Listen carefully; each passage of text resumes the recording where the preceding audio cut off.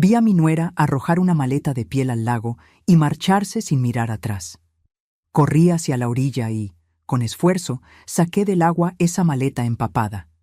Mis manos temblaban tanto que casi la dejo caer.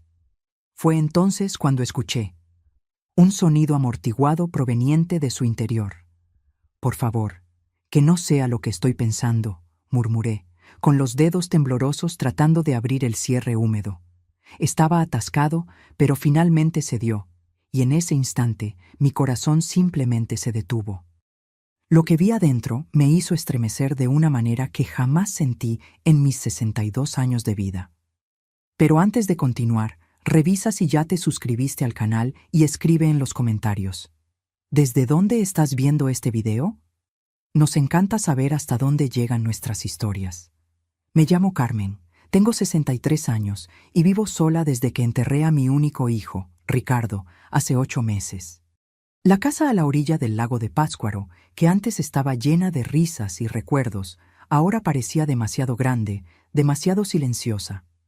Esa tarde de septiembre, mientras tomaba mi té en el porche, algo llamó mi atención. El coche plateado de Silvana, mi nuera, apareció en el camino de tierra levantando polvo. Conducía como una loca, a una velocidad anormal para esa carretera sinuosa. Algo andaba muy mal. Puse mi taza en el barandal del porche y entrecerré los ojos para ver mejor. Silvana frenó bruscamente en la orilla del lago, con el motor aún encendido. Saltó del coche como si la estuvieran persiguiendo. Su rostro estaba rojo, el cabello despeinado. Abrió la cajuela con tanta fuerza que pensé que arrancaría la puerta. Fue entonces cuando vi la maleta, esa maleta de cuero marrón que yo misma le había regalado cuando se casó con Ricardo. «Para que lleves tus sueños a todas partes», le dije en esa ocasión. Qué ingenua fui. Silvana arrastró la maleta fuera del coche. Estaba pesada, se notaba por la forma en que su cuerpo se doblaba, cómo le temblaban los brazos. Miró a su alrededor, nerviosa, culpable. Nunca olvidaré esa mirada. «¡Silvana!», grité desde el porche, pero no me oyó, o fingió no oír. Caminó hasta la orilla del lago. Cada paso parecía una lucha, como si llevara no solo un peso, sino una carga terrible. Balanceó la maleta 1, 2 veces, y a la tercera la arrojó al agua. El ruido del impacto rompió el silencio de la tarde. La maleta flotó por un momento antes de comenzar a hundirse lentamente. Silvana corrió de vuelta al coche. Encendió el motor, las llantas chirriaron en la grava y desapareció por el mismo camino de tierra, dejando tras de sí solo polvo y un silencio pesado. Me quedé paralizada por unos segundos. ¿Qué acababa de presenciar? Silvana, la maleta, el lago, la desesperación en sus movimientos. Un escalofrío recorrió mi espalda a pesar del calor de la tarde. Mis piernas comenzaron a moverse antes de que mi mente pudiera procesar lo que estaba sucediendo. Bajé corriendo los escalones del porche, crucé el jardín y me dirigí al camino de tierra. El lago estaba a unos 100 metros de distancia. Corrí como no lo hacía en años. Mis rodillas protestaban, mi pecho ardía, pero no me detuve. Cuando llegué a la orilla, me faltaba el aire. Mi corazón latía desbocado contra mis costillas. La maleta todavía estaba allí, flotando, hundiéndose poco a poco. La piel estaba empapada, oscura, pesada. Entré al agua sin dudar. El lago estaba frío, mucho más frío de lo que esperaba. Llegó hasta mis rodillas, luego hasta mi cintura. El lodo del fondo succionaba mis pies. Extendí mis brazos, agarré una de las asas de la maleta y tiré. Era increíblemente pesada. Tiré con más fuerza, mis brazos temblando por el esfuerzo. El agua me golpeaba la cara, mi ropa estaba completamente empapada. Finalmente, logré arrastrar la maleta hacia la orilla. Fue entonces cuando escuché un sonido, débil, amortiguado, proveniente del interior de la maleta. Mi sangre se congeló. No, no podía ser. Por favor, Dios, que no sea lo que estoy pensando. Tiré más rápido, con más desesperación. Arrastré la maleta hasta la arena mojada de la orilla y caí de rodillas a su lado. Mis manos buscaron el cierre. Estaba atascado, mojado, oxidado. Mis dedos seguían resbalando. «¡Vamos! ¡Vamos!», repetía entre dientes apretados. Las lágrimas comenzaron a empañar mi visión. Forcé el cierre una vez, 2 veces. Finalmente cedió. Levanté la tapa y lo que vi dentro hizo que el mundo entero se detuviera. Mi corazón dejó de latir. El aire se me quedó atascado en la garganta. Mis manos volaron a mi boca para ahogar un grito. Allí, envuelto en una manta celeste empapada, había un bebé. Un recién nacido, tan pequeño, tan frágil, tan inmóvil. Sus labios estaban morados, su piel pálida como la cera, sus ojos cerrados. No se movía. Oh, Dios mío, no. Mis manos temblaban tanto que apenas podía sostenerlo. Lo saqué de la maleta con una ternura que no sabía que aún poseía. Estaba frío, tan frío. Pesaba menos que una bolsa de arena. Su pequeña cabeza cabía en la palma de mi mano. Su cordón umbilical todavía estaba atado con un trozo de bramante. Bramante, no una pinza médica. Bramante común, como si alguien lo hubiera hecho en casa, en secreto, sin ayuda alguna. «No, no, no», susurré repetidamente. Presioné mi oído contra su pecho. Silencio. Nada. Presioné mi mejilla contra su nariz y entonces sentí una bocanada de aire tan débil que pensé haberla imaginado, pero estaba allí. Estaba respirando. Apenas, pero estaba respirando. Me levanté, apretando al bebé contra mi pecho. Mis piernas casi cedieron. Corrí hacia la casa más rápido de lo que jamás corrí en mi vida. El agua escurría de mi ropa. Mis pies descalzos sangraban por las piedras del camino, pero no sentí dolor alguno. Solo terror, solo urgencia, solo la necesidad desesperada de salvar esa pequeña vida que temblaba contra mí. Irrumpí en la casa, gritando. No sé lo que estaba gritando. Tal vez auxilio, tal vez Dios, tal vez nada coherente. Tomé el teléfono de la cocina con una mano mientras sostenía al bebé con la otra. Marqué el 911. Mis dedos resbalaron en las teclas. El teléfono casi se cae 2 veces. 911. «¿Cuál es su emergencia?», dijo una voz femenina. «Un bebé», sollocé. «Encontré un bebé en el lago». No responde. Está frío. Está morado. Por favor, envíen ayuda». «Señora, necesito que se calme. Dígame su dirección». Di mi dirección en Guadalajara. Las palabras salían a trompicones. La operadora me indicó que colocara al bebé en una superficie plana. Barrí todo de la mesa de la cocina con un brazo. Todo cayó al suelo. Platos, papeles, nada importaba. Puse al bebé en la mesa. Tan pequeño, tan frágil, tan inmóvil. ¿Está respirando?, le pregunté a la operadora. Mi voz era un chillido agudo que no reconocía. «Usted dígame, mire su pecho. ¿Se está moviendo?».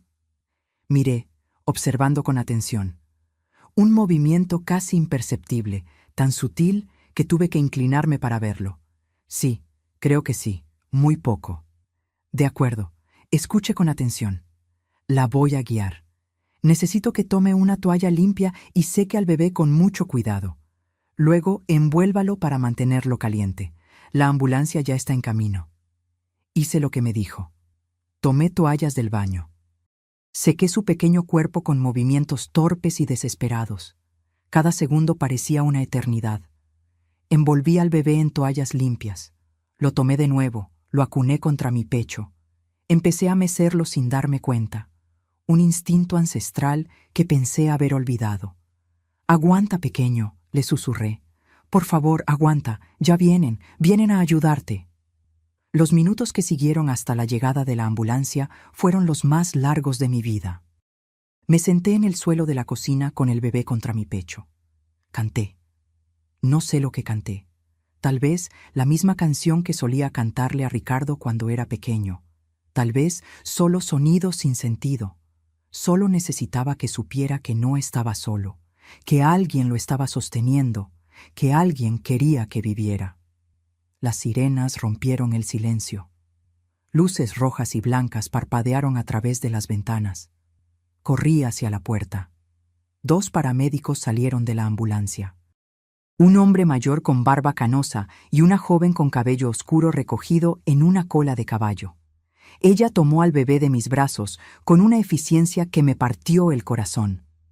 Lo examinó rápidamente, sacó un estetoscopio, escuchó. Su rostro no mostraba emoción, pero vi cómo sus hombros se tensaban. Hipotermia severa, posible aspiración de agua, le dijo a su compañero. Necesitamos movernos ahora. Lo colocaron en una pequeña camilla, le pusieron una máscara de oxígeno. Sus manos trabajaban rápido, conectando cables, monitores, cosas que yo no entendía. El hombre me miró. «Usted viene con nosotros». No era una pregunta. Entré a la ambulancia, me senté en el pequeño asiento lateral. No podía dejar de mirar al bebé, tan pequeño entre todo ese equipo.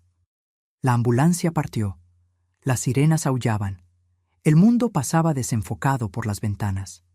«¿Cómo lo encontró?», preguntó la paramédica mientras seguía trabajando. «En una maleta, en el lago. Vi a alguien tirarla». Ella me miró. Luego miró a su compañero. Vi algo en sus ojos. Preocupación, tal vez sospecha, tal vez lástima. ¿Vio quién era? Abrí la boca. La cerré.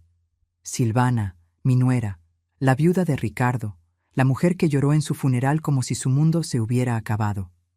La misma mujer que acababa de intentar ahogar a un bebé. ¿Cómo podía decir eso? ¿Cómo podía siquiera creerlo yo misma? Sí, dije finalmente. Vi quién era. Llegamos al Hospital General en Ciudad de México en menos de 15 minutos. Las puertas de urgencias se abrieron. Una docena de personas con batas blancas y verdes rodearon la camilla. Gritaban números, términos médicos, órdenes. Se llevaron al bebé por un conjunto de puertas dobles. Intenté seguirlos, pero una enfermera me detuvo. «Señora, tiene que quedarse aquí. Los doctores están trabajando. Necesitamos algo de información». Me llevó a una sala de espera. Paredes color crema, sillas de plástico, el olor a desinfectante. Me senté. Estaba temblando de pies a cabeza. No sabía si era por el frío de mi ropa mojada o por el shock, probablemente ambos. La enfermera se sentó frente a mí. Era mayor que la paramédica, tal vez de mi edad. Tenía arrugas bondadosas alrededor de los ojos. Su gafete decía «Enfermera Sofía». «Voy a necesitar que me cuente todo lo que pasó», dijo con voz suave. Y conté cada detalle. Desde el momento en que vi el coche de Silvana hasta que abrí la maleta. Sofía tomaba notas en una tableta. Asentía. No interrumpió. Cuando terminé, suspiró profundamente. «La policía querrá hablar con usted», dijo. «Esto es intento de homicidio, tal vez peor. Intento de homicidio». Las palabras flotaron en el aire como pájaros negros.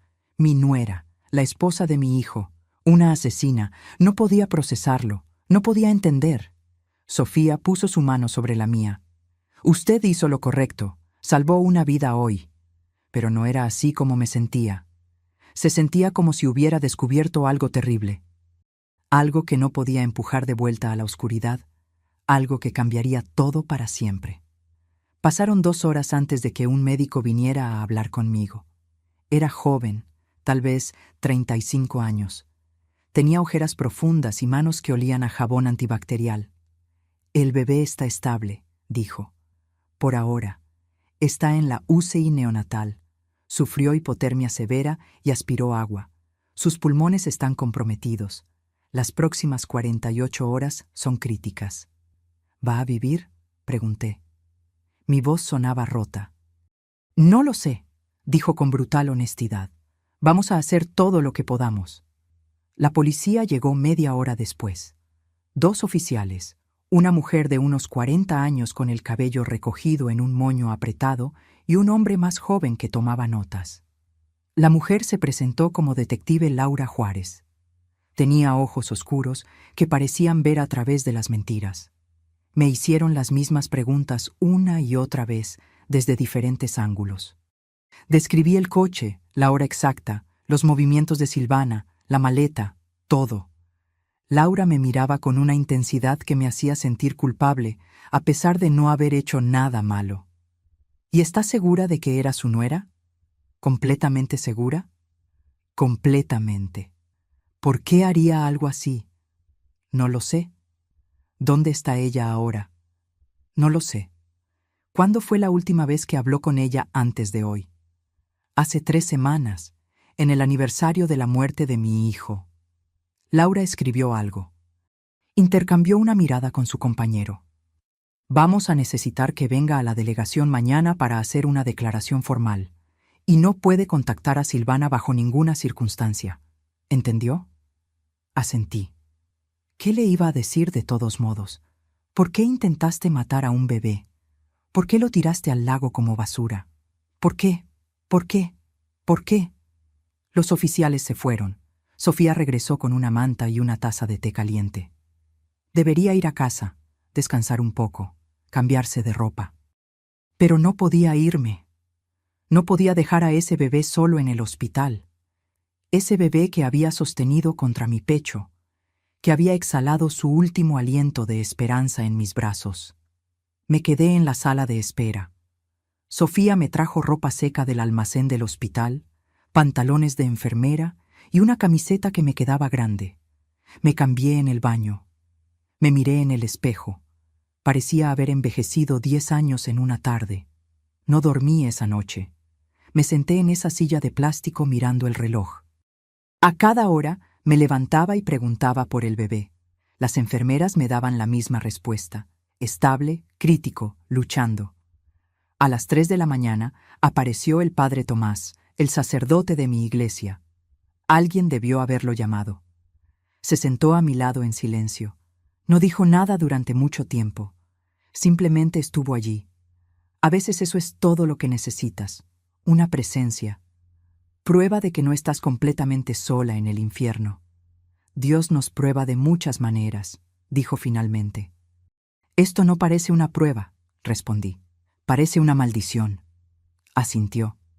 No intentó convencerme de lo contrario. Y aprecié eso más que cualquier sermón. Cuando el sol comenzó a salir, supe que nada sería como antes. Había cruzado una línea. Había visto algo que no podía desver.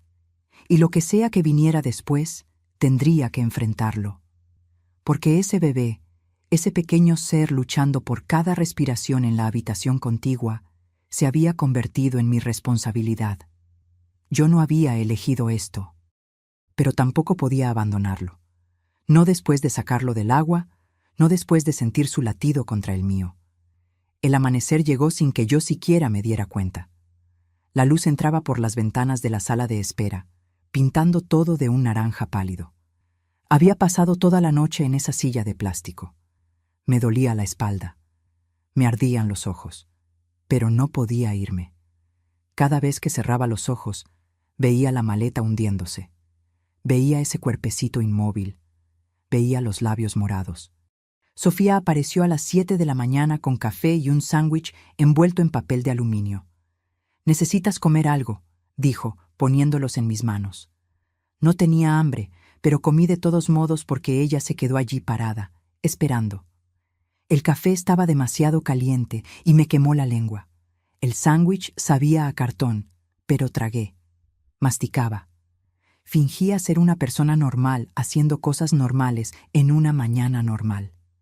«El bebé sigue estable», dijo Sofía sentándose a mi lado. «Su temperatura corporal está subiendo. Sus pulmones están respondiendo al tratamiento. Es una buena señal. ¿Puedo verlo?» Ella negó con la cabeza. «Aún no, solo familia inmediata. Y ni siquiera sabemos quién es la familia». Familia. La palabra me golpeó como una piedra. Ese bebé debía tener una familia, una madre, Silvana, pero ella había intentado matarlo. Entonces, ¿quién era el padre? ¿Dónde estaba? ¿Por qué nadie había reportado su desaparición? Las preguntas se acumulaban en mi cabeza sin respuestas. A las 9, Laura regresó. Estaba sola esta vez. Se sentó frente a mí con una carpeta en las manos. Su expresión era dura, inquisitiva. Me miraba como si yo fuera la sospechosa. Carmen, necesito hacerle algunas preguntas más, dijo, abriendo la carpeta. Ya le conté todo lo que sé. Lo sé, pero han surgido algunas inconsistencias. ¿Inconsistencias? La palabra flotó entre nosotros como una acusación. Sentí que se me apretaba el estómago. ¿Qué tipo de inconsistencias? Laura sacó una fotografía. La puso en la pequeña mesa entre nosotras. Era el coche de Silvana, pero estaba en un estacionamiento, no a la orilla del lago.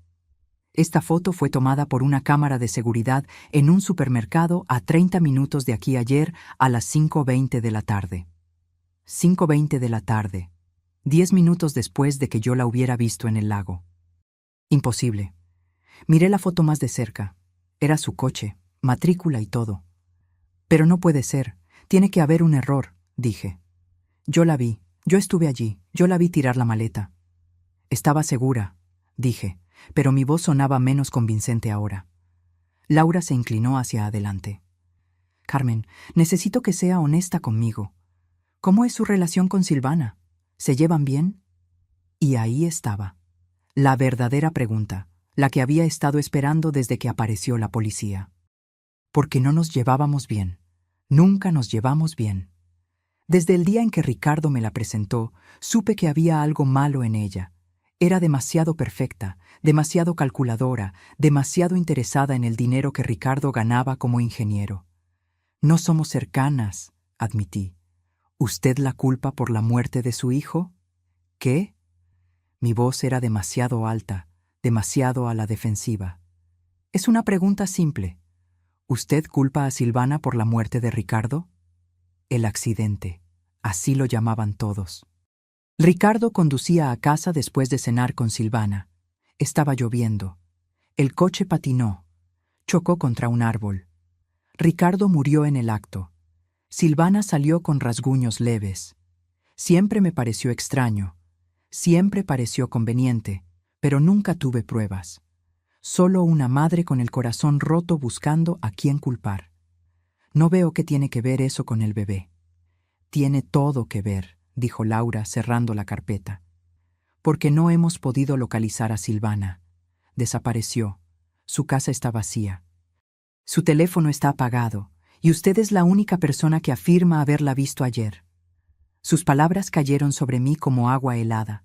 Me estaba acusando, no directamente, pero la insinuación estaba allí, clara como el día. Ella pensaba que yo había inventado todo, que había encontrado al bebé de alguna otra manera y estaba culpando a Silvana por venganza. No mentí, dije con los dientes apretados. Vi lo que vi. Entonces tenemos que encontrar a Silvana, y rápido. Porque si ella es la madre de este bebé, él está en grave peligro.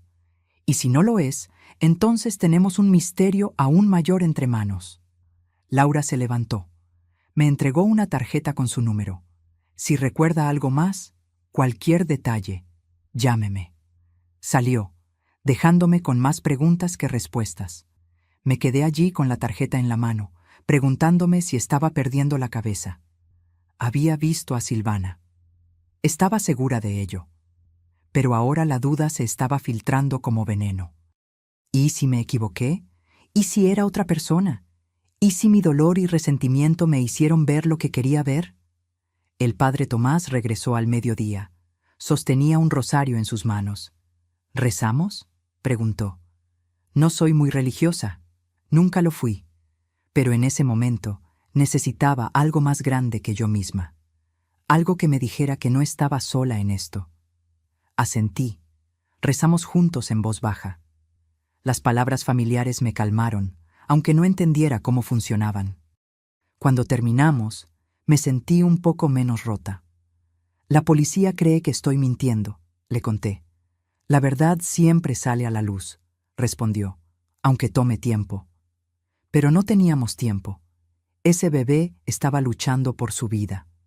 Y en algún lugar, Silvana se estaba escondiendo, o huyendo, o planeando su próximo movimiento. A las 3 de la tarde, una doctora diferente vino a verme. Una mujer esta vez, mayor, con lentes gruesos y una expresión seria.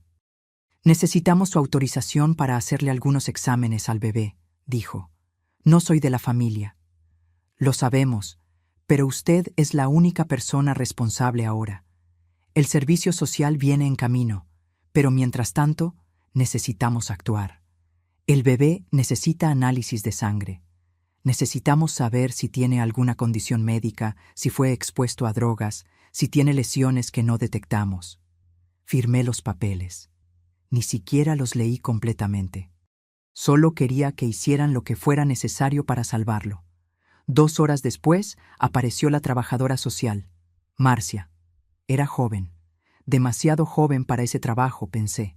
Tal vez 25 años. Pelo corto, traje gris, una sonrisa profesional que no llegaba a sus ojos. «Señora Carmen», dijo, sentándose a mi lado, «necesito hacerle algunas preguntas sobre su situación.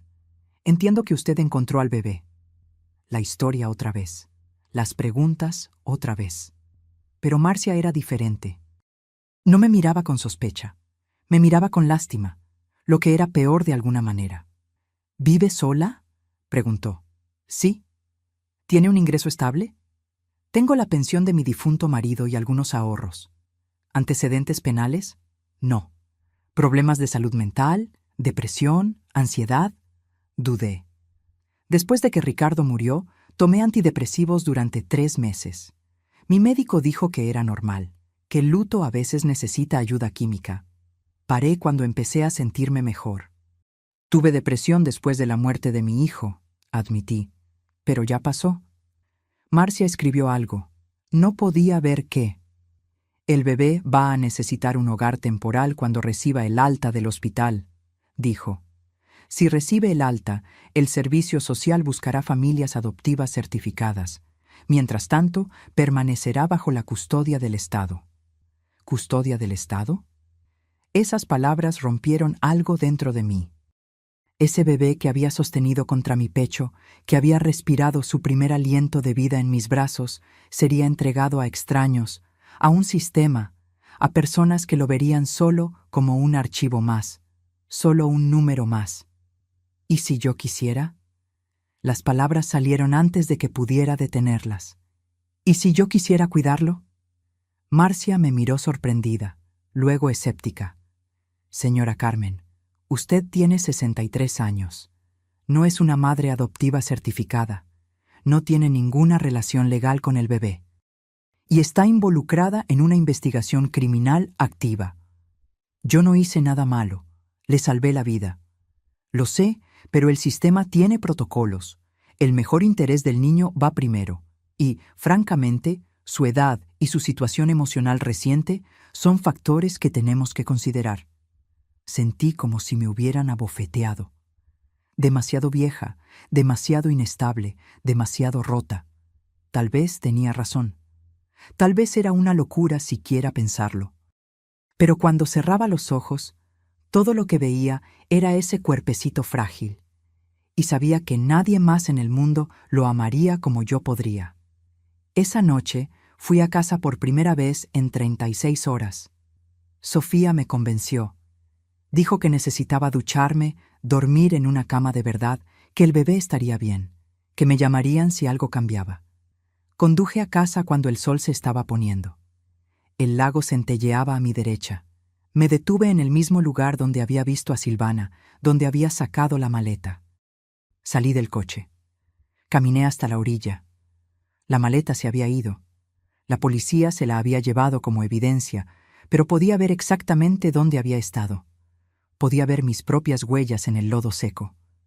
Me quedé allí mientras caía la oscuridad, preguntándome si alguna vez sabría la verdad, preguntándome si Silvana estaba observando desde algún lugar, preguntándome qué diablos había sucedido realmente. Y entonces sonó mi teléfono. Era el hospital. Mi corazón se detuvo. «Señora Carmen», dijo la voz de Sofía, «necesita volver ahora». Conduje de vuelta al hospital, saltándome todos los límites de velocidad. Mis manos temblaban en el volante. Mi corazón latía tan fuerte que podía oírlo por encima del motor. Sofía no había dado detalles por teléfono. Solo dijo que volviera ahora.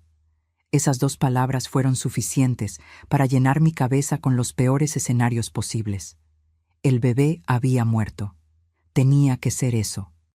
¿Por qué más me llamarían con tanta urgencia? Había luchado durante 2 días y finalmente su pequeño cuerpo había cedido. No había sido suficiente.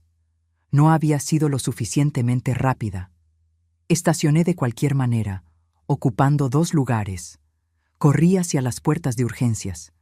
Sofía me estaba esperando en la entrada. Su expresión era seria, pero había algo más, algo que no podía descifrar. «Está vivo», dijo de inmediato, como si supiera exactamente lo que estaba pensando.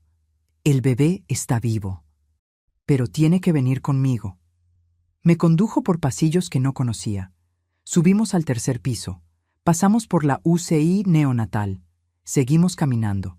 Finalmente, llegamos a una pequeña sala de conferencias.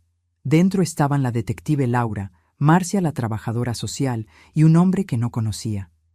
Era mayor, tal vez 60 años. Llevaba un traje oscuro y lentes. Tenía el rostro de un abogado. «Por favor, siéntese», dijo Laura, señalando una silla. Me senté. Mis piernas parecían gelatina. Todos me miraban con una intensidad que me hacía querer huir. «Recibimos los resultados del análisis de ADN del bebé», dijo Laura. Sus palabras cayeron como piedras en el agua quieta. ADN. No entendía por qué habían hecho eso. ¿Qué estaban buscando? ¿Y? Pregunté cuando el silencio se hizo insoportable. Laura intercambió una mirada con el hombre del traje. Él asintió.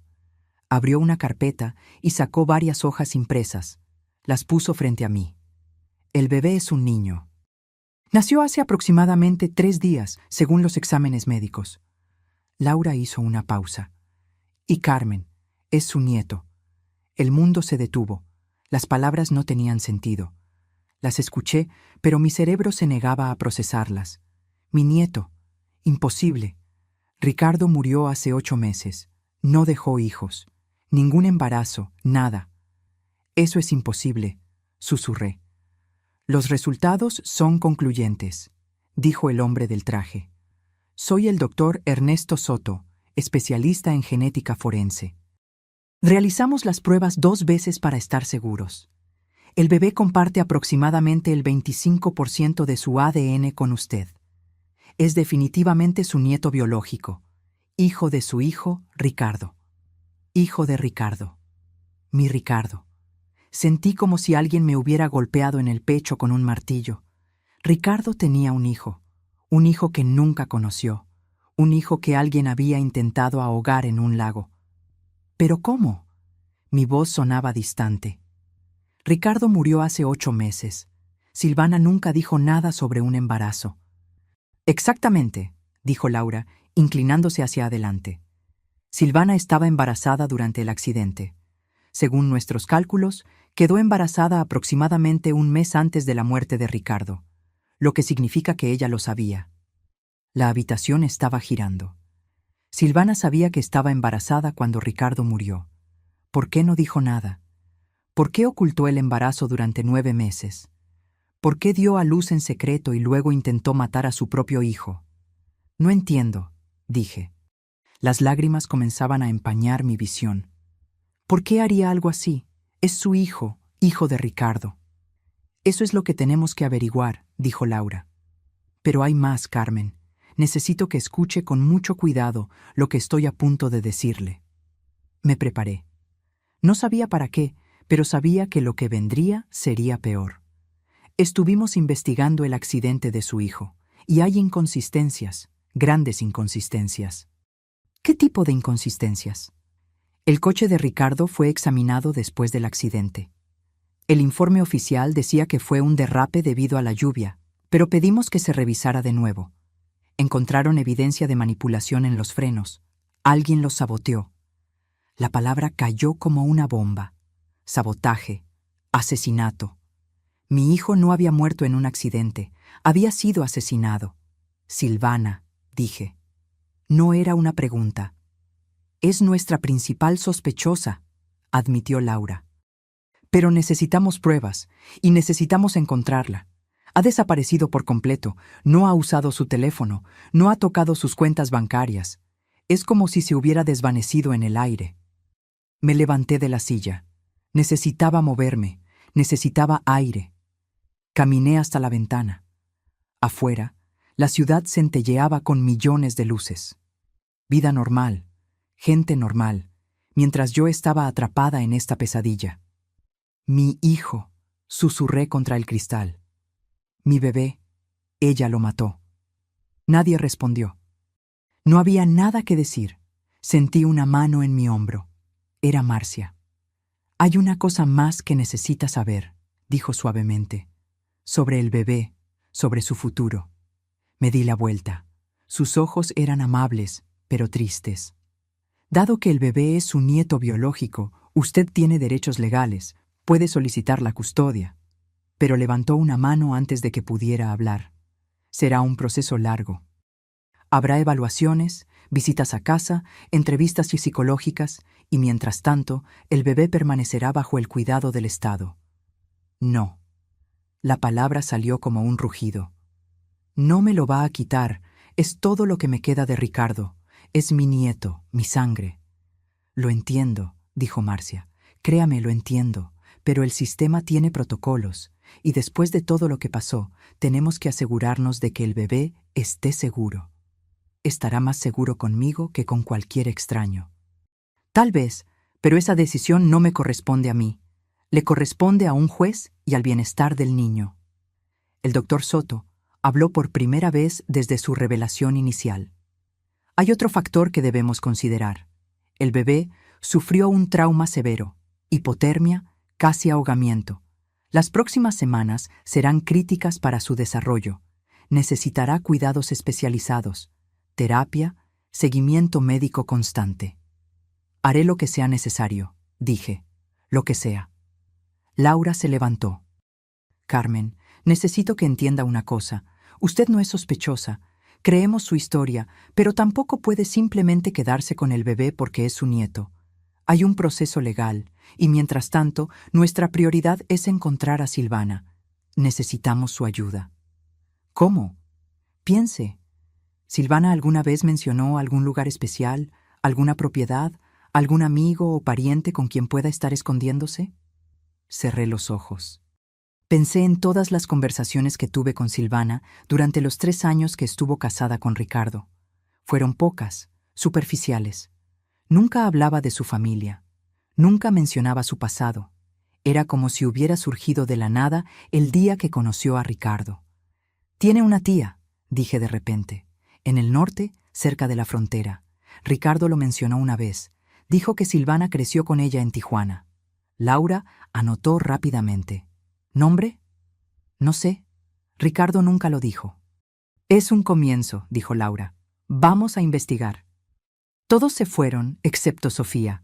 Se quedó conmigo en esa fría y vacía sala de conferencias.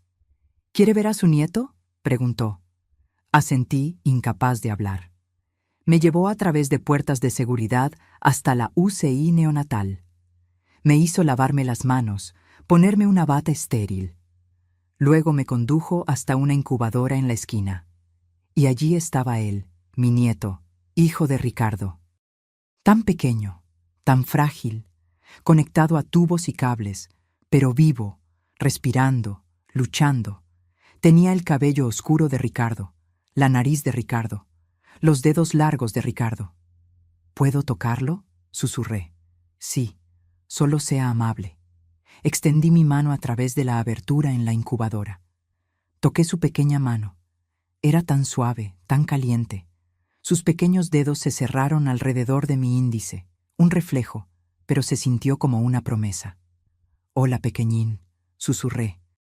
Soy tu abuela y prometo que te voy a proteger. Nadie volverá a hacerte daño. Lo juro por la memoria de tu padre. Sofía puso la mano en mi hombro. Necesita un nombre, dijo suavemente. Para los registros del hospital, hasta que encontremos a la madre o hasta que un juez decida un nombre. Ricardo había deseado nombrar a su primer hijo Mateo, como mi padre. Me lo dijo una vez durante una cena de Navidad. Si tengo un hijo, lo llamaré Mateo. Mateo, dije. Su nombre es Mateo. Me quedé allí toda la noche, sentada al lado de la incubadora, sosteniendo su mano, cantándole las canciones que solía cantarle a Ricardo, prometiéndole un futuro que no sabía si podría darle, pero prometiéndolo de todos modos, porque ahora sabía la verdad. Este bebé no era un extraño que había encontrado por casualidad. Era mi sangre, mi familia, todo lo que quedaba de mi hijo asesinado. Y no iba a dejar que nadie me lo quitara. Ni el sistema, ni Silvana, nadie. Los días siguientes fueron un infierno burocrático. Me despertaba todas las mañanas a las 5.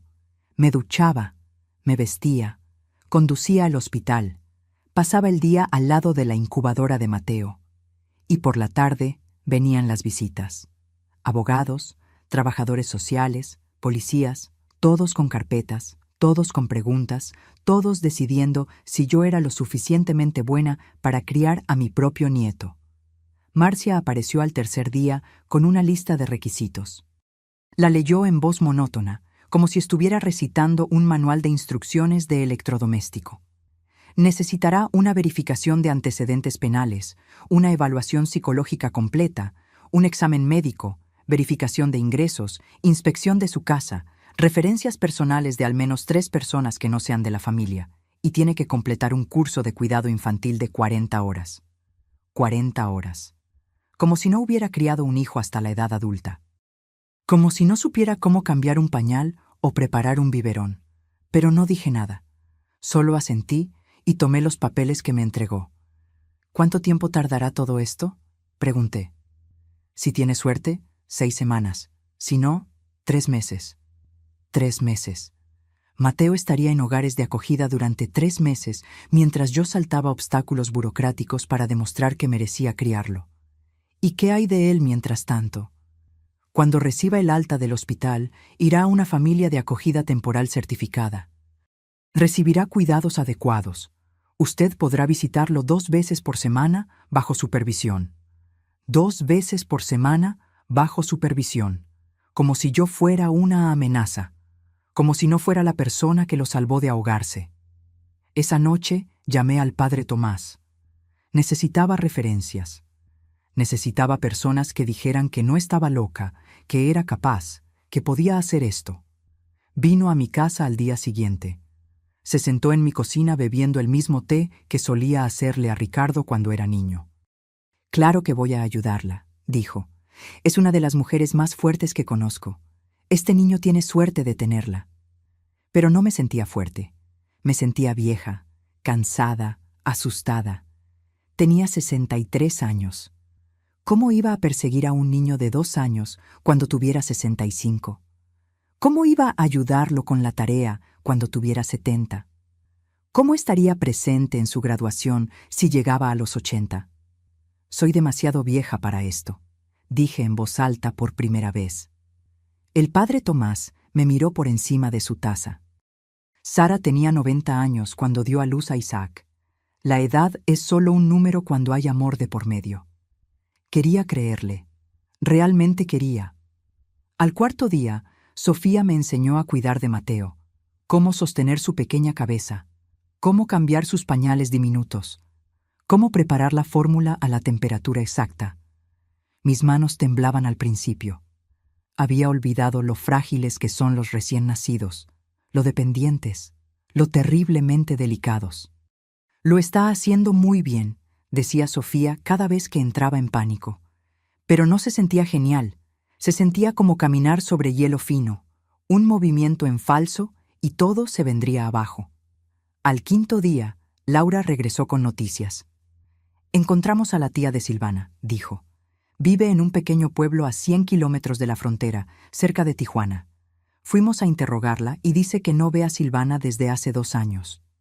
Dice que tuvieron una pelea, que Silvana le debía dinero, 3,000 pesos, nunca pagó. Dinero. Siempre volvía al dinero con Silvana. Ricardo ganaba un buen sueldo como ingeniero, 7,000 pesos al mes. Tenía ahorros, un seguro de vida de 200,000 pesos. Silvana era la beneficiaria. ¿Recibió el seguro?, pregunté. Laura asintió. Hace 4 meses, 200,000 pesos depositados en su cuenta. 2 semanas después, transfirió todo a una cuenta offshore en las Islas Caimán. Estamos tratando de rastrearla, pero es complicado.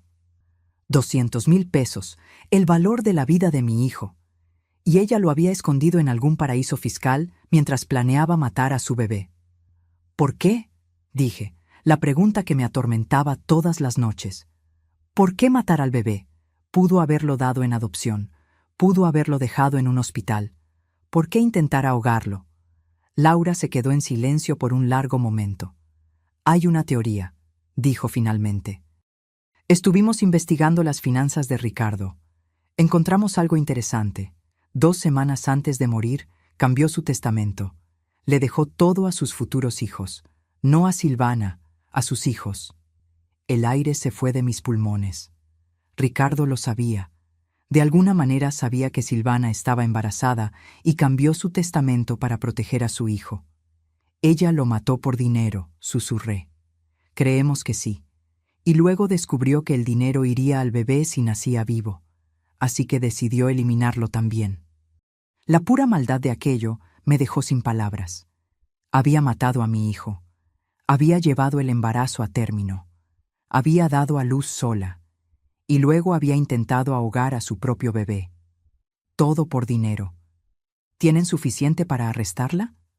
Cuando la encontremos, sí, pero sigue desaparecida. Es lista. Sabe que la estamos buscando. Los días se convirtieron en semanas. Mateo se hizo más fuerte. Los médicos le quitaron los tubos uno por uno. Empezó a respirar por sí mismo, a alimentarse por sí mismo, a llorar con pulmones fuertes y sanos. Era un milagro médico, según los médicos. Ningún bebé que hubiera pasado por lo que él pasó debería estar evolucionando tan bien. Pero yo sabía que era más que medicina. Era fuerza de voluntad. Era el espíritu de Ricardo viviendo en ese pequeño cuerpo, luchando, sobreviviendo, negándose a rendirse. Completé todos los requisitos. La verificación de antecedentes regresó limpia. El examen médico mostró que estaba sana para mi edad. La evaluación psicológica fue más difícil. Una joven con lentes me hizo preguntas durante 3 horas. ¿Cómo lidió con la muerte de su hijo? ¿Cómo se siente con respecto a Silvana? ¿Está intentando reemplazar a Ricardo con este bebé? Esa última pregunta me irritó. No estoy reemplazando a nadie, estoy salvando a mi nieto, es diferente. Ella escribió algo. No sabía si era bueno o malo. La inspección de la casa fue humillante. 2 mujeres revisaron cada rincón, abrieron armarios, revisaron el refrigerador, midieron las ventanas para ver si eran seguras, contaron los detectores de humo, preguntaron sobre mi plan de emergencia en caso de incendio. Necesitará una cuna certificada, un cambiador, puertas de seguridad en todas las escaleras, cerraduras en los gabinetes, protectores en los enchufes. Gasté 1,200 pesos en cosas para bebés. Mi pensión apenas cubría mis gastos básicos. Tuve que usar mis ahorros. Pero no me importaba. Mateo lo valía. El curso de cuidado infantil fue lo peor. 15 madres jóvenes y yo. Todas me miraban como si yo fuera la abuela confundida que había entrado en la clase equivocada. La instructora tenía 25 años. Explicaba cosas que yo ya sabía con una lentitud insultante. Los bebés necesitan comer cada 3 horas. Los bebés lloran cuando tienen hambre o están mojados. Nunca sacuda a un bebé. Yo asentía y tomaba notas, aunque quería gritar que había criado un hijo hasta la edad adulta, que sabía exactamente lo que estaba haciendo, pero necesitaba ese certificado. Así que me tragué mi orgullo y fingí aprender. 6 semanas después de encontrar a Mateo en el lago, Marcia apareció en el hospital con una pequeña sonrisa. Completó todos los requisitos, dijo. El juez revisará su caso la próxima semana. Si todo va bien, podrá tener la custodia temporal en 2 semanas. 2 semanas. Después de 42 días de infierno burocrático, finalmente podría llevar a mi nieto a casa. Pero esa misma noche, cuando todo parecía estar mejorando, mi teléfono sonó. Era Laura. Su voz estaba tensa. Carmen, Necesito que venga a la delegación ahora. Encontramos algo. Algo sobre Ricardo que necesita ver. Llegué a la delegación con un nudo en el estómago. Laura me estaba esperando en la entrada. Su rostro estaba más serio de lo normal. Me llevó por pasillos estrechos hasta una sala de interrogatorios. En la mesa había una caja de cartón. Dentro reconocí las pertenencias de Ricardo. Su cartera, su reloj, su teléfono roto, las cosas que me devolvieron después del accidente. «¿Qué es esto?», pregunté. «Finalmente pudimos desbloquear su teléfono», dijo Laura. «Nuestro técnico trabajó en él durante semanas y encontramos algo». Sacó un sobre de papel manila. Lo abrió y esparció varias hojas impresas sobre la mesa. Eran capturas de pantalla de mensajes de texto entre Ricardo y Silvana, fechados 2 semanas antes de su muerte. Leí el primero. Era de Ricardo a Silvana. «Necesitamos hablar. Sé lo del bebé». La respuesta de Silvana: «No sé de qué estás hablando». Ricardo de nuevo: «Encontré la prueba de embarazo en el baño. ¿Por qué no me lo dijiste?». Un silencio de 3 horas. Luego Silvana: «No estaba lista para decírtelo. Tenía miedo». «¿Miedo de qué?». «Soy tu marido. Vamos a ser padres. Esto es maravilloso». Otro silencio. Luego: «No quiero tenerlo». Sentí como si me hubieran golpeado. Seguí leyendo. Mis manos temblaban. «Ricardo, ¿qué quieres decir con que no quieres tenerlo?». «Silvana, no estoy lista. No quiero ser madre. Quiero viajar, vivir, no estar atada a un bebé. Es nuestro hijo». «Es un error. No digas eso. Por favor, podemos hacer que funcione. Te ayudaré. Mi madre nos ayudará». «No quiero ayuda. Quiero mi vida de vuelta». Los mensajes se volvieron más intensos. Ricardo suplicando, Silvana resistiéndose, hasta que llegué al último intercambio, el día anterior al accidente. «Silvana, hablé con un abogado. Si decides no tener al bebé, me divorciaré de ti. Y si lo tienes y no quieres criarlo, lucharé por la custodia total. No voy a dejar que lastimes a mi hijo». «Ricardo, te vas a arrepentir de esto». Silvana: «¿Es una amenaza?». No hubo respuesta. Al día siguiente, Ricardo estaba muerto. Dejé caer los papeles. Las lágrimas corrían por mi rostro incontrolablemente. «Ella lo mató», dije. «Ella lo mató porque él iba a proteger al bebé». «Es lo que creemos», dijo Laura. «Y hay más. Revisamos los registros telefónicos de Silvana de esa semana. Hizo 3 llamadas a un mecánico independiente, Carlos Medina. Lo trajimos para interrogarlo». «¿Y qué dijo?». «Nada al principio, pero cuando le mostramos evidencia de las transferencias bancarias que Silvana le hizo, 2,000 pesos el día antes del accidente, empezó a hablar. Admitió que ella le pagó para sabotear los frenos del coche de Ricardo». Me sentí enferma. Tuve que sentarme. Silvana lo había planeado todo. Había contratado a alguien para matar a mi hijo, y lo había hecho parecer un accidente. ¿Por qué Carlos haría algo así? Deudas. Apostaba. Le debía 15,000 pesos a gente peligrosa. Silvana le ofreció 2,000 de inmediato y 3,000 más tarde. Aceptó. Está arrestado ahora como cómplice de asesinato. ¿Y Silvana?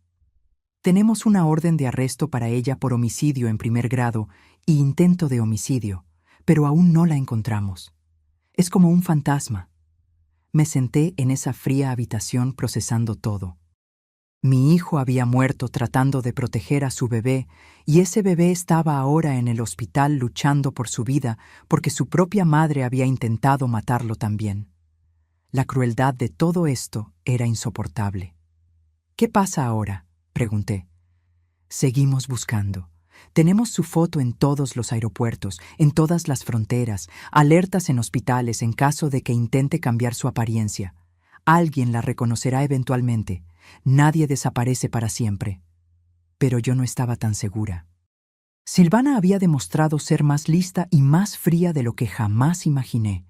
Si había planeado el asesinato de Ricardo con tanto detalle, probablemente tenía un plan de escape igual de elaborado. Volví al hospital esa noche. Me senté al lado de la incubadora de Mateo. Lo observé dormir, tan inocente, tan ajeno al horror que lo rodeaba. Su propia existencia le había costado la vida a su padre. Su madre había intentado matarlo. Y yo era todo lo que quedaba entre él y un sistema que lo vería solo como un archivo más. Tu papá te amaba, le susurré. Murió protegiéndote, y yo voy a terminar lo que él empezó. Te lo prometo. Sofía apareció con café. Se sentó a mi lado en silencio por un tiempo. Escuché lo de los mensajes, dijo finalmente. Lo siento mucho. No sabía que Ricardo podía ser tan fuerte, dije. Siempre fue gentil, bondadoso, pero en esos mensajes era un guerrero, dispuesto a luchar por su hijo. El amor hace eso, te hace más fuerte de lo que jamás pensaste ser posible. Ella tenía razón. Yo misma lo estaba sintiendo. Nunca me consideré particularmente fuerte, pero ahora estaba luchando contra el sistema, luchando contra el tiempo, luchando contra una asesina fugitiva. Todo por este bebé. Los días siguientes fueron de preparación. Convertí la habitación de Ricardo en una habitación para Mateo. Quité los pósteres de bandas de rock, los trofeos de fútbol, las fotos de la universidad. Pinté las paredes de un amarillo suave. Monté la nueva cuna, el cambiador, el móvil musical que tocaba canciones de cuna. Fue doloroso desmantelar el santuario de mi hijo, pero era necesario. Ricardo se había ido. Mateo estaba vivo y necesitaba un espacio para crecer. El padre Tomás vino a bendecir la habitación. Roció agua bendita en las esquinas, rezó por la protección de Mateo, por mi fuerza, por justicia para Ricardo. Dios tiene un plan, dijo, aunque no siempre lo entendamos. ¿Qué tipo de plan implica matar a un hombre bueno y casi ahogar a un bebé? Pregunté amargamente. El tipo de plan que convierte el mal en redención. Silvana quería destruir a esta familia. Pero mire, Ricardo dejó un legado. Usted encontró un nuevo propósito. Este bebé sobrevivió contra todo pronóstico. El mal no ganó. El amor ganó. Quería creerle. Algunos días podía. Otros días todo lo que veía era oscuridad. La audiencia en el tribunal fue programada para un martes. Usé mi mejor conjunto, el mismo que usé en el funeral de Ricardo. Marcia me acompañó. Entramos en una pequeña sala de audiencias. La jueza era una mujer de unos 50 años, cabello gris recogido, una expresión severa, pero no sin bondad. Revisó todos mis documentos, los certificados, las referencias, las evaluaciones, el informe de inspección de la casa. Leyó cada página con minuciosa atención. Finalmente, levantó la vista. Señora Carmen, dijo, he revisado su caso cuidadosamente. Es altamente inusual. Una mujer de 63 años solicitando la custodia de un recién nacido. Pero también es inusual que una abuela salve a su nieto de ahogarse. Mi corazón latía tan fuerte que estaba segura de que todos podían oírlo. Hablé con el hospital, con las trabajadoras sociales, con sus referencias, y todos dicen lo mismo. Que usted es dedicada, amorosa, capaz, que ese bebé tuvo suerte de que usted estuviera allí ese día. Sentí que se me formaban lágrimas, pero las contuve. También leí sobre el caso criminal sobre la sospecha de que la madre del bebé asesinó al padre y luego intentó matar al bebé. Es horrible, impensable. Este niño necesita estabilidad, necesita amor, necesita a alguien que lo proteja. Una pausa, larga, interminable. Por lo tanto, estoy concediendo la custodia temporal a Carmen por un periodo de 6 meses. Durante ese tiempo, habrá visitas mensuales del servicio social, evaluaciones de progreso, y al final de los 6 meses revisaremos si la custodia se vuelve permanente. Felicidades, abuela. El martillo golpeó, y de repente pude respirar de nuevo. Lloré allí mismo en la sala de audiencias. Lloré de alivio, de gratitud, de miedo, de todo. Marcia me abrazó. Lo logró, susurró. Va a poder llevarlo a casa.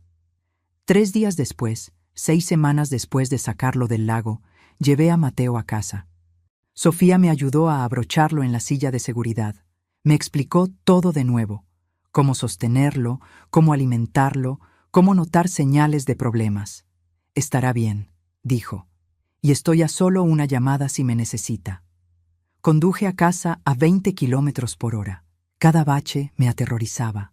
Cada coche que pasaba lentamente por mi casa me ponía nerviosa, pero llegamos sanos y salvos. Entré en la casa con Mateo en mis brazos. Lo llevé a su habitación. Lo puse en la cuna. Se veía tan pequeño en ese espacio, tan vulnerable, pero estaba respirando. Estaba vivo. Estaba a salvo, por ahora. Las primeras semanas con Mateo en casa fueron las más difíciles de mi vida. Había olvidado lo agotador que es cuidar de un recién nacido. Las noches sin dormir, el llanto inexplicable, el pánico constante de que estaba haciendo algo mal. A los 30, había criado a Ricardo con energía juvenil. A los 63, cada noche sin dormir me dejaba destrozada. Pero también había momentos de pura magia. Cuando Mateo sostenía mi dedo con su manita, cuando dejaba de llorar al sonido de mi voz, cuando abría esos pequeños ojos oscuros, idénticos a los de Ricardo, y me miraba como si yo fuera su mundo entero. En esos momentos sabía que cada segundo de agotamiento valía la pena. Sofía venía 3 veces por semana. Me enseñó trucos que había olvidado. Cómo hacerlo eructar más fácilmente, cómo envolverlo firmemente para que durmiera mejor, cómo interpretar sus diferentes llantos. Se convirtió en más que una enfermera. Se convirtió en una amiga, una salvadora. Está haciendo un trabajo increíble, me decía siempre. Pero no me sentía increíble. Me sentía aterrorizada. Cada ruido extraño en la noche me hacía sobresaltar. Cada coche que pasaba lentamente por mi casa me ponía nerviosa.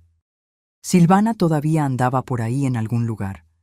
Y aunque la policía decía que probablemente había huido del país, no podía quitarme la sensación de que estaba cerca, observando, esperando. Instalé cerraduras nuevas en todas las puertas, cámaras de seguridad en el porche, una alarma conectada directamente a la policía. Gasté otros 800 pesos que no tenía, pero la seguridad de Mateo no tenía precio. Una noche, 3 semanas después de traerlo a casa, encontré algo. Estaba organizando las cosas de Ricardo que había guardado en cajas, su ropa, sus libros, sus papeles. En el fondo de una caja encontré un diario, cuero marrón, desgastado. No sabía que Ricardo llevaba un diario. Lo abrí con manos temblorosas. Las primeras páginas eran de años atrás. Pensamientos sobre su trabajo, sobre sus amigos, nada importante. Pero luego llegué a las entradas del último año, el año en que conoció a Silvana. Conocí a alguien hoy, decía una entrada de hace 4 años. Se llama Silvana, es hermosa, inteligente, misteriosa. Hay algo en ella que no puedo descifrar. Me intriga. Seguí leyendo. Las entradas sobre Silvana se hicieron más y más frecuentes. Ricardo estaba enamorado, completamente cautivado. Pero también había dudas. A veces siento que realmente no la conozco. Nunca habla de su familia. Cuando pregunto, cambia de tema. Es como si su vida hubiera comenzado el día que nos conocimos. Otra entrada. Encontré a Silvana revisando mis extractos bancarios. Dijo que solo tenía curiosidad, pero algo se sintió mal. ¿Por qué miraría eso sin preguntar primero? Y luego la que me heló la sangre. Fechada 1 mes antes de su muerte. Silvana está embarazada. Encontré la prueba, pero cuando la confronté, se puso furiosa. Dijo que no quiere tenerlo, que arruinará su vida. ¿Cómo puede decir eso? Es nuestro hijo. Cambié mi testamento hoy. Todo irá al bebé. No confío en Silvana con el dinero. No después de ver cómo gasta. Los zapatos de 500 pesos, los bolsos de 1000 pesos. Siempre quiere más. Pero un bebé no es un accesorio. Es una vida, y voy a protegerla a toda costa. Las lágrimas cayeron sobre las páginas, manchando la tinta. Ricardo lo sabía. Sabía que algo andaba mal con Silvana. Sabía que el dinero era lo único que le importaba y había tomado medidas para proteger a su hijo. medidas que le costaron la vida. La última entrada era del día en que murió. Silvana me amenazó hoy. Dijo que me arrepentiría de presionarla sobre el bebé. No sé lo que eso significa, pero me asusta. Voy a hablar con mi madre mañana, contarle todo. Tal vez ella pueda ayudarme a descubrir qué hacer. Solo sé que no puedo dejar que Silvana lastime a nuestro hijo. Lo protegeré siempre. Nunca tuvo la oportunidad de hablar conmigo. Murió esa noche. Y yo nunca supe que necesitaba ayuda, que estaba asustado, que había visto el peligro acercarse, pero no lo suficientemente rápido. Lo siento, susurré al diario. Lo siento mucho, mi amor. Debí haberme dado cuenta. Debí haber visto que algo andaba mal. Pero no podía cambiar el pasado. Solo podía proteger el futuro. Llevé el diario a Laura al día siguiente. Ella leyó todo. Su mandíbula se tensó con cada página. Esta es evidencia crucial, dijo. Muestra premeditación. Muestra motivo. Cuando encontremos a Silvana, esto la enterrará. ¿Cuándo la van a encontrar?, pregunté. Ya han pasado casi 2 meses. Estamos haciendo todo lo que podemos, pero es inteligente. Probablemente usó documentos falsos para salir del país. Podría estar en cualquier lugar. Pero 3 días después, todo cambió. Estaba alimentando a Mateo cuando sonó mi teléfono. Era un número desconocido. Normalmente no contestaría, pero algo me hizo hacerlo. «Hola», dije. Silencio. Respiración. Luego una voz que reconocí de inmediato. Carmen. Silvana.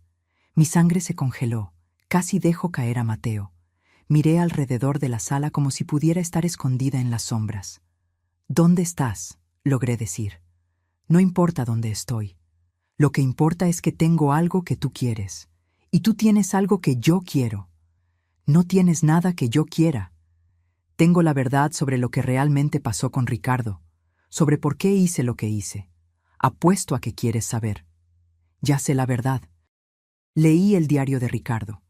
Sé que lo mataste por dinero. Sé que eres un monstruo. Una risa fría, sin humor. Un monstruo. Qué dramático. No sabes nada, Carmen. Ricardo no era el santo que crees que era. No te atrevas, rugí. No te atrevas a hablar mal de mi hijo. Está bien, vas a llamar a la policía. Adelante. Cuando rastreen esta llamada ya me habré ido. Uso teléfonos desechables. No soy estúpida. Mi mente estaba acelerada. Tenía que mantenerla hablando. Tenía que grabar esto de alguna manera. Puse el teléfono en altavoz. Tomé mi celular con la mano libre. Comencé a grabar. «¿Qué quieres, Silvana?» «Quiero a mi hijo». «¿Tu hijo?»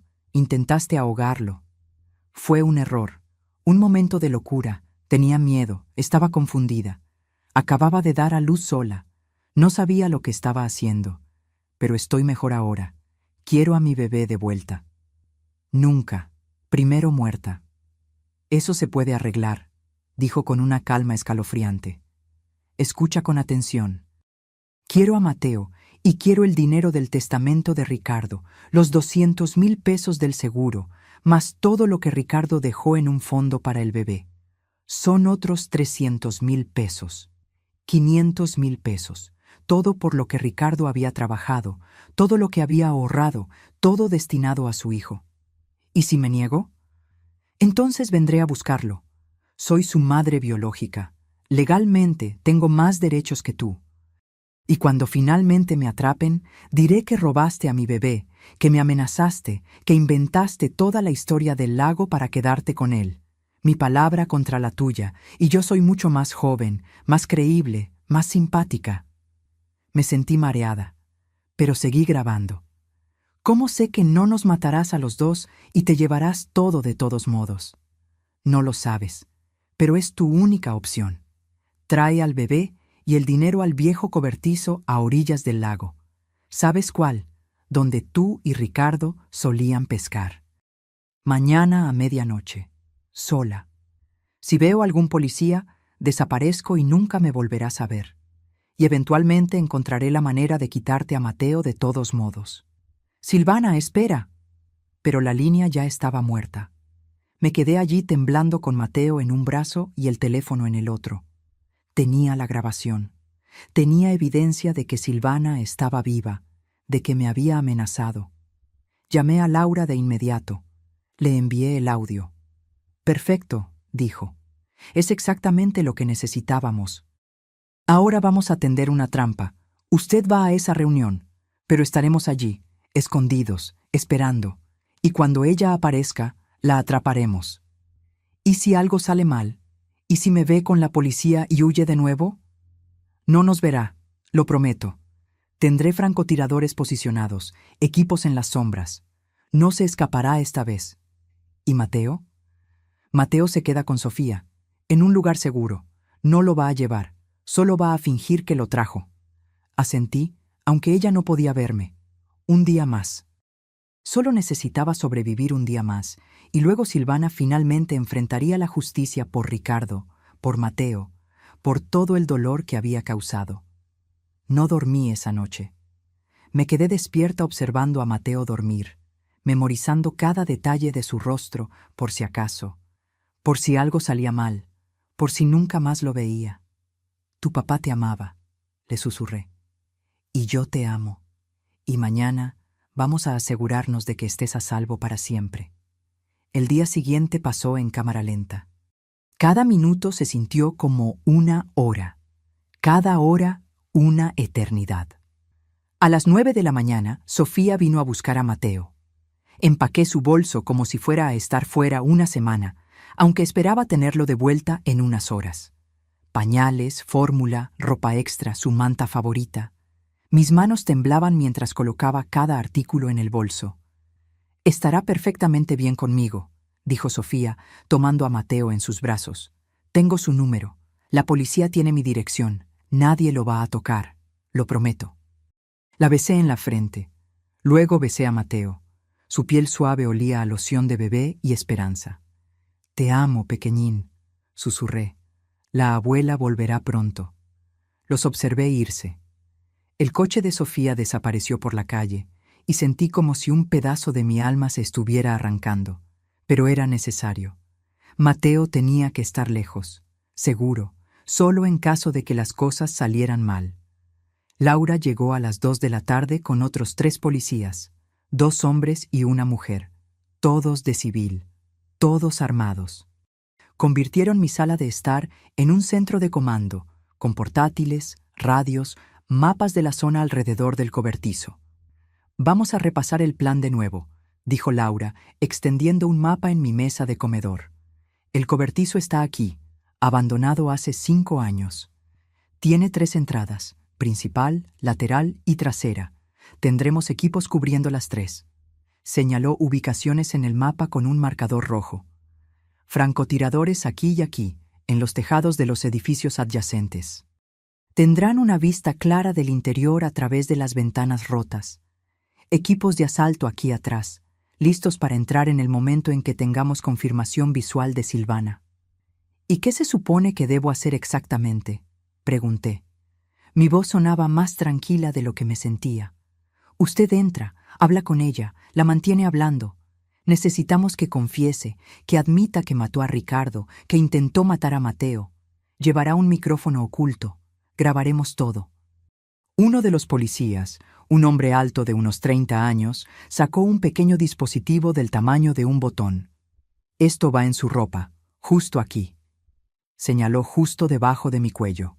Transmite todo en tiempo real. También tiene un botón de pánico. Si lo presiona 3 veces seguidas, entramos de inmediato, no importa qué. Me mostró cómo funcionaba. Practiqué presionándolo. 3 toques rápidos. Mi vida dependería de recordar eso. ¿Y si pide ver al bebé? Le dice que está en el coche. Que quiere hablar primero. Que quiere entender por qué hizo lo que hizo.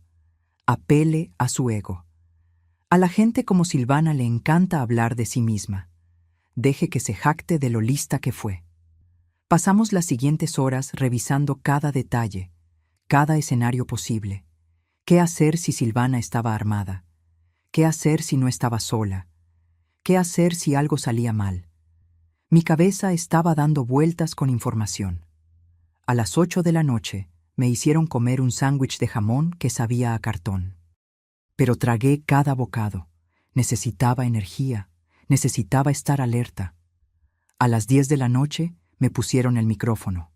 Probaron el audio repetidamente. Me hicieron decir frases, contar hasta 10, gritar, susurrar, asegurándose de que todo funcionara perfectamente. Recuerde, dijo Laura, mirándome a los ojos. Usted no está sola ahí dentro. Estaré escuchando cada palabra. El equipo estará a solo unos metros. A la menor señal de peligro real, entramos. No voy a dejar que le pase nada.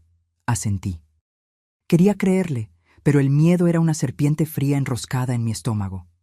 A las 11:15 de la noche, partimos. Conduje mi propio coche. Laura estaba en el asiento del pasajero, agachada para no ser vista desde fuera. Los otros equipos ya estaban posicionados, me informó por radio. Francotiradores en posición. Equipo trasero listo, perímetro asegurado. Llegamos al cobertizo a las 11:40 de la noche. Era exactamente como lo recordaba. Viejo, destartalado, ventanas rotas, paredes cubiertas de grafiti. Ricardo y yo solíamos venir aquí cuando era niño. Pescábamos en el muelle detrás de él. Tiempos más sencillos, tiempos más felices. Laura salió del coche en un punto ciego de las cámaras imaginarias de Silvana. Desapareció en las sombras. Yo estaba sola. Miré el reloj. 11:55 de la noche. 5 minutos. Cerré los ojos.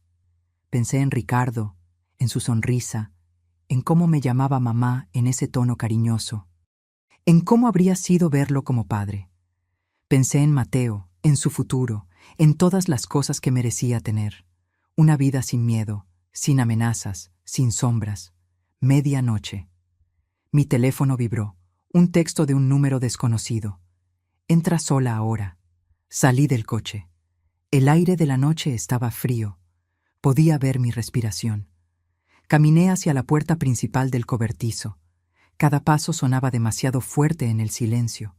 La puerta estaba entreabierta. La empujé. Crujió. El sonido hizo eco en las paredes vacías. Dentro estaba oscuro, casi completamente negro. Solo un poco de luz de luna se filtraba por las ventanas rotas, creando sombras extrañas. «Silvana», llamé. Mi voz sonaba pequeña, asustada. «Cierra la puerta», dijo una voz desde las sombras, la voz de Silvana. Cerré la puerta. Mis ojos se adaptaron lentamente a la oscuridad, y entonces la vi, parada en el centro del cobertizo. Llevaba ropa oscura, jeans negros, una sudadera con capucha. Se veía diferente, más delgada. Su cabello estaba corto, teñido de rubio, pero era ella. «¿Viniste?», dijo. Parecía casi sorprendida. «¿Dijiste que querías hablar?» «Dije que quería a mi hijo y el dinero. ¿Dónde están?» «Quiero respuestas primero. Quiero saber por qué. ¿Por qué mataste a Ricardo? ¿Por qué intentaste matar a Mateo?» Se rió. Ese mismo sonido frío que había escuchado por teléfono. «¿Por qué crees, Carmen? Por el dinero. Ricardo te amaba. Te dio todo». Ricardo era un tonto romántico. Hablaba de amor y familia y el futuro. Yo quería libertad. Quería viajar, vivir, no estar atada a una casa y a un bebé llorón. «Entonces, ¿por qué te casaste con él?» «Porque era ingeniero, ganaba bien, tenía ahorros, tenía seguro de vida, fue una inversión, iba a esperar 5 años, divorciarme de él, quedarme con la mitad de todo, pero luego quedé embarazada y eso arruinó mi plan». Sus palabras eran veneno. Cada una me quemaba. «Le dijiste que no querías al bebé». «Claro que no quería, pero Ricardo se puso imposible, cambió su testamento, todo para el bebé, así que tuve que adaptarme. Si Ricardo moría mientras yo estaba embarazada, yo recibiría el seguro, pero el bebé heredaría el resto. Entonces la solución era simple: matar a Ricardo, tener al bebé, matarlo también, quedarme con todo». Estaba confesando. Todo. Cada palabra grabada, transmitida. La policía estaba escuchando, pero necesitaba más. «Contrataste a Carlos para sabotear los frenos. 2,000 pesos, una ganga, considerando que gané 200,000 pesos del seguro, la mejor inversión de mi vida. ¿Y el bebé, tu propio hijo? Era un obstáculo, nada más. Di a luz sola en una cabaña que alquilé con dinero en efectivo. Nadie sabía que estaba embarazada. Usé ropa holgada, evité a la gente. Cuando nació, pensé en simplemente abandonarlo en algún lugar. Pero luego recordé el lago donde tú y Ricardo solían ir. Parecía poético terminar todo donde su pequeña tradición familiar comenzó. Me sentí enferma. Sentí rabia. Sentí todo el odio del mundo concentrado en la mujer parada frente a mí. Pero fallaste. Yo lo salvé. Sí, eso fue molesto, pero no importa, porque ahora voy a terminar el trabajo. ¿Dónde está Mateo, Carmen? No te lo voy a entregar. No era una pregunta. Y entonces vi el arma. La sacó de su sudadera. Pequeña, negra, apuntando directamente a mi pecho. Última oportunidad. ¿Dónde está mi hijo? Presioné el botón de pánico. 1, 2, 3 veces. Nunca lo vas a tocar, dije. Su dedo se movió hacia el gatillo. Todo pareció moverse en cámara lenta. Vi el destello. Escuché el disparo. Sentí algo golpear mi hombro, caliente, quemando. Caí hacia atrás y entonces el cobertizo explotó en movimiento. Las puertas se abrieron, luces cegadoras, voces gritando. ¡Policía! ¡Suelte el arma! ¡Al suelo! ¡Ahora! Vi a Silvana darse la vuelta. Vi las armas apuntándola. Vi que estaba rodeada, y por un segundo pensé que iba a disparar de nuevo. Pensé que iba a hacer que la mataran, pero bajó el arma lentamente. La dejó caer al suelo. Levantó las manos. 3 policías la tumbaron. La inmovilizaron boca abajo. La esposaron. Estaba gritando. Insultos, amenazas, pero no importaba. Estaba arrestada. Se acabó. Laura corrió hacia mí. Se arrodilló a mi lado. Carmen, quédese conmigo. Estoy bien, logré decir, aunque el dolor en mi hombro era insoportable. La atraparon. Dígame que la atraparon. La atrapamos. Se acabó ahora. Quédese quieta. La ambulancia viene en camino. Cerré los ojos. Era suficiente. Se había acabado. Finalmente se había acabado. Me desperté en el hospital de nuevo, pero esta vez era diferente. Esta vez no sentía desesperación, sino alivio. Paz. Me dolía el hombro donde la bala había atravesado el músculo, pero había fallado el hueso. Suerte, dijo el médico. 2 centímetros a la izquierda y habría sido mi corazón. Sofía estaba sentada a mi lado sosteniendo a Mateo. Cuando abrí los ojos, sonrió. Mira quién despertó, dijo acercándose. Alguien te extrañó mucho. Tomé a Mateo con mi brazo bueno. Lo acuné contra mi pecho. Olía a talco y esperanza. Empezó a hacer pequeños ruidos, esos pequeños sonidos que hacen los bebés cuando están felices. Hola, mi amor, susurré. La abuela está bien. Todo está bien ahora. Laura apareció 1 hora después. Trajo flores y una sonrisa cansada. ¿Cómo se siente? Como alguien a quien le han disparado, dije. Pero viva. ¿Qué pasó con Silvana? Arrestada, acusada de homicidio en primer grado por Ricardo, intento de homicidio por Mateo, intento de homicidio por usted, además de una lista de otros crímenes, conspiración, fraude, obstrucción de la justicia. Va a pasar el resto de su vida en prisión, sin posibilidad de libertad condicional. Las palabras eran dulces como la miel. Justicia, finalmente. La grabación funcionó perfectamente. Confesó todo. Su abogado intentó alegar coacción, que usted la obligó a decir esas cosas. Pero el jurado vio todo el video. La vieron sacar el arma, disparar. No tuvieron piedad. 30 minutos de deliberación. Culpable de todos los cargos. En los meses siguientes, me recuperé lentamente. La fisioterapia para mi hombro fue dolorosa, pero necesaria. Sofía siguió viniendo para ayudar con Mateo cuando no podía levantarlo con mi brazo herido. El padre Tomás traía comida. Vecinos que apenas conocía aparecían con platos de comida y palabras amables. Es una heroína, decía la señora de la casa de abajo. Lo que hizo por ese bebé, arriesgar su vida de esa manera. Pero no me sentía una heroína. Solo me sentía como una abuela haciendo lo que cualquier abuela haría, protegiendo a los suyos. 2 meses después de la captura de Silvana, tuve otra audiencia con la jueza. Esta vez fue diferente. Esta vez, la jueza estaba sonriendo mientras revisaba los documentos. «Señora Carmen», dijo, «he revisado todos los informes de los últimos 6 meses, las visitas del servicio social, las evaluaciones médicas de Mateo, los informes de progreso, y debo decir que estoy impresionada». Mi corazón latía rápido. Mateo está prosperando bajo su cuidado. Está alcanzando todos los hitos del desarrollo. Está sano, feliz, amado, y usted ha demostrado ser más que capaz a pesar de los desafíos. Gracias, señoría. Por lo tanto, estoy concediendo la custodia total y permanente de Mateo a Carmen, con efecto inmediato. Además, dado que la madre biológica está encarcelada de por vida y ha perdido todos sus derechos parentales, autorizo los procedimientos de adopción si desea continuar. Adopción. Para hacerlo legalmente mío, no solo su abuela con custodia, sino su madre legal. Sí, dije sin dudar. Sí, quiero adoptarlo. Entonces así será. Felicidades, oficialmente. El martillo cayó, y de repente todo el peso que había estado cargando durante meses se levantó. Era oficial. Mateo era mío. Nadie podría jamás quitármelo. Nunca.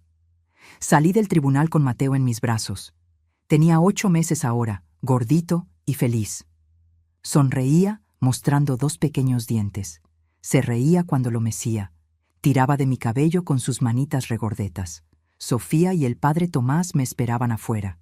Me abrazaron. Los 3 lloramos de felicidad allí mismo, en los escalones del tribunal. «Lo lograste», dijo Sofía. «Contra todo pronóstico, lo lograste».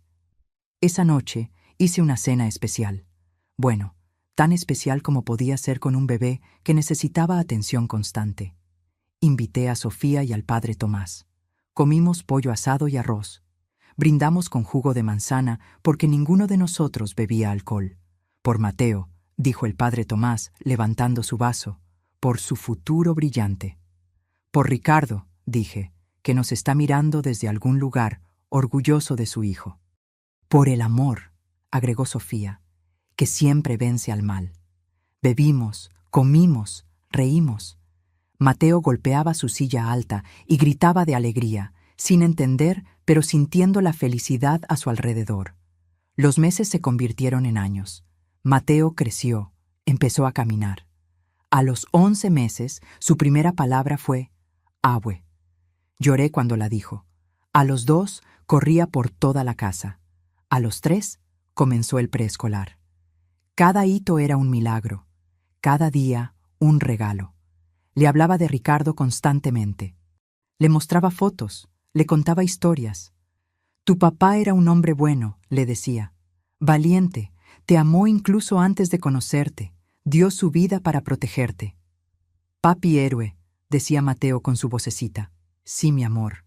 Papi era un héroe, y tú crecerás para ser tan bueno, tan valiente, tan amoroso como él». Nunca le conté lo de Silvana.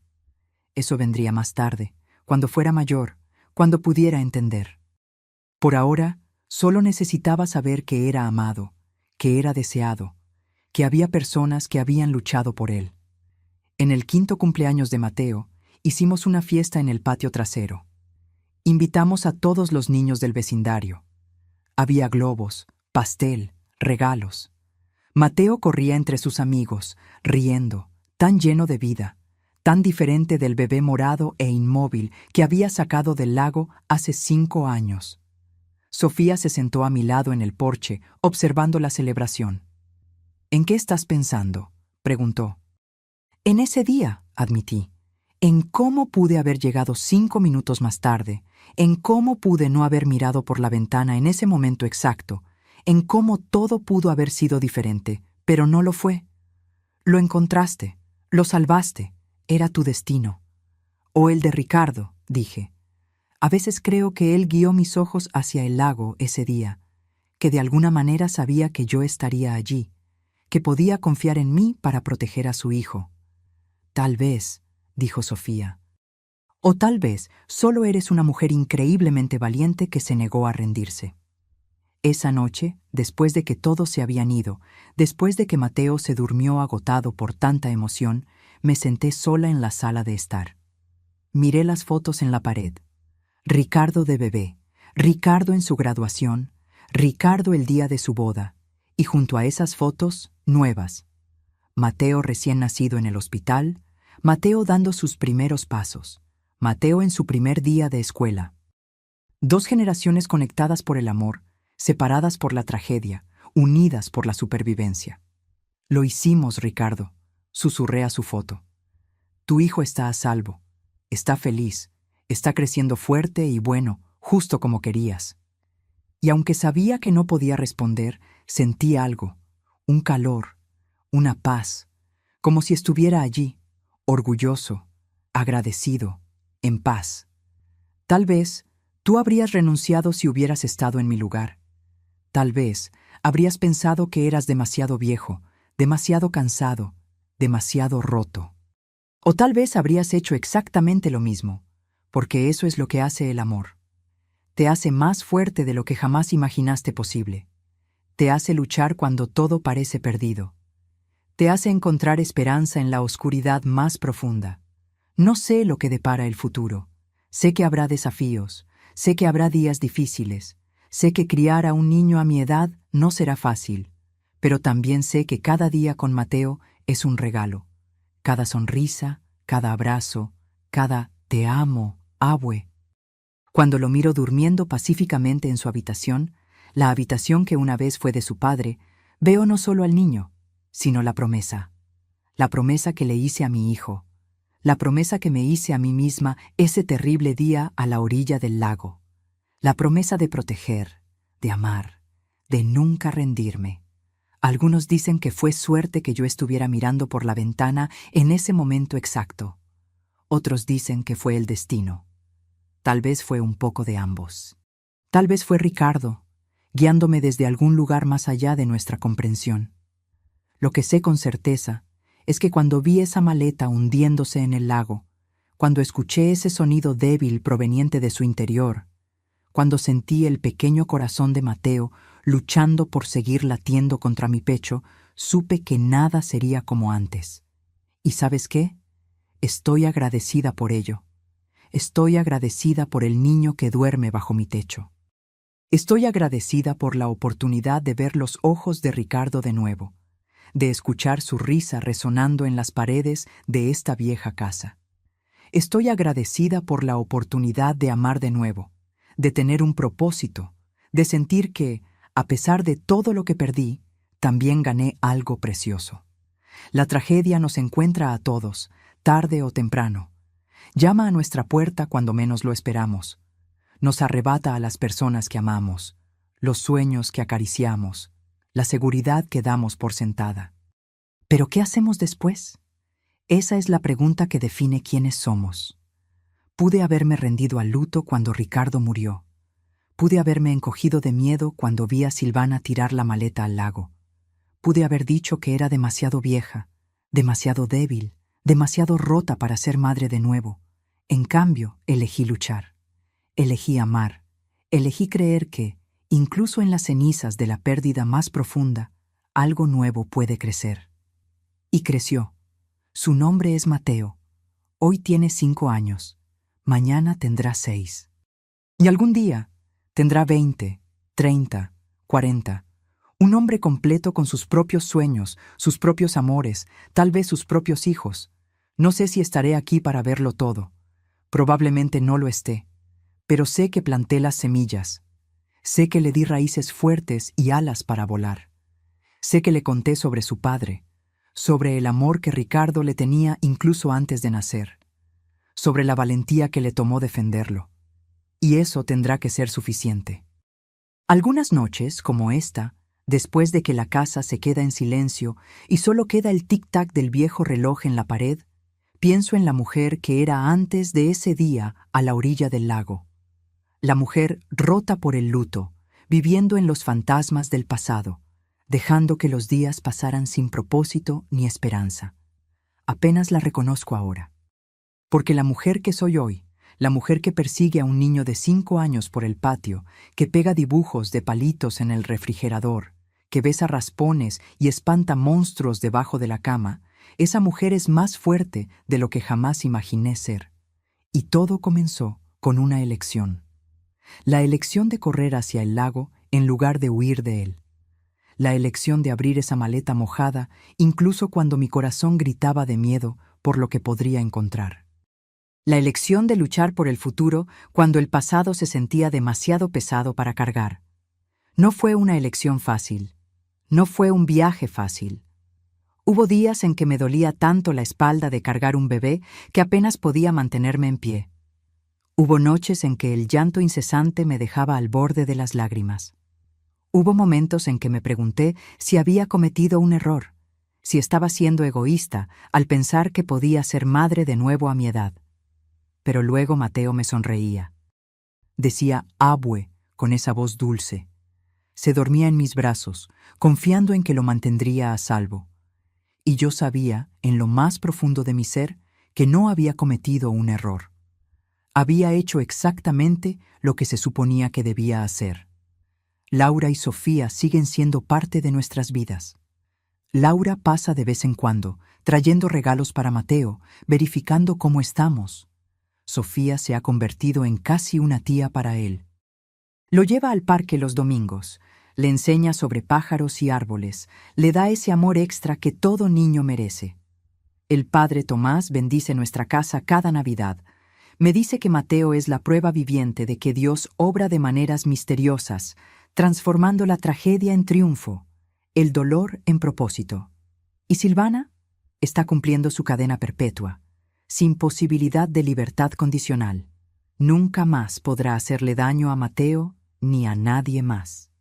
A veces me pregunto si piensa en él, si se arrepiente, si alguna chispa de amor maternal existió alguna vez en ese corazón frío. Pero luego recuerdo la mirada en su rostro cuando arrojó la maleta al lago y sé la respuesta. Algunas personas son incapaces de amar. Silvana era una de ellas. Solo le importaba el dinero, la libertad, sus propios deseos. Vio a Mateo como un obstáculo, no como el milagro que es, su pérdida, mi ganancia. Porque todas las mañanas me despierto con el sonido de piececitos corriendo por el pasillo. La puerta de mi habitación se abre y Mateo salta a mi cama, su cabello oscuro despeinado, sus ojos, los ojos de Ricardo, brillando con la promesa de un nuevo día. «Buenos días, abue», grita, arrojando sus bracitos alrededor de mí. Y en ese momento, todo el dolor, toda la lucha, todo el sacrificio vale la pena. En ese momento, sé que lo haría todo de nuevo. Enfrentaría a Silvana, recibiría un disparo, lucharía contra todo el sistema, solo para tener a este niño en mi vida. Cuando la gente escucha nuestra historia, suelen decir que soy increíble, valiente, extraordinaria. Pero no me siento así. Me siento solo como una abuela que hizo lo que cualquier abuela haría, proteger a su nieto a cualquier costo. El verdadero héroe de esta historia es Ricardo, que vio a través del encanto de Silvana, que cambió su testamento para proteger a su hijo por nacer, que estuvo dispuesto a enfrentar una batalla de custodia para mantenerlo a salvo. Ricardo, que pagó el precio máximo por su amor. Y el verdadero milagro es Mateo, que sobrevivió contra todo pronóstico, que luchó por cada respiración en esas primeras horas críticas, que trajo la luz de vuelta a esta casa que una vez estuvo oscura con el luto. En cuanto a mí, solo soy el puente entre padre e hijo, la guardiana de sus recuerdos, la protectora de su futuro. Y es suficiente, es más que suficiente. Ahora, si te gustó esta historia, haz clic en suscribirte y dime en los comentarios qué parte te dejó boquiabierto. Y no olvides unirte como miembro para tener acceso a videos exclusivos que no subo aquí. Te espero allí.